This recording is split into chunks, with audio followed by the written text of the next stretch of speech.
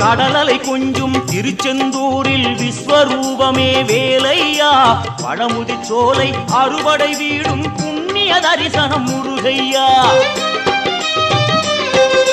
திருநீர் அணிந்து வரும் போது நெஞ்சில் நிம்மதி பிறக்குது கந்தையா சுகனே சிவனார் மகனே உன்னை பாட பாட சுகமாகுதையா வேல் முருகா அரோகரா அரோகரா வேல் முருகா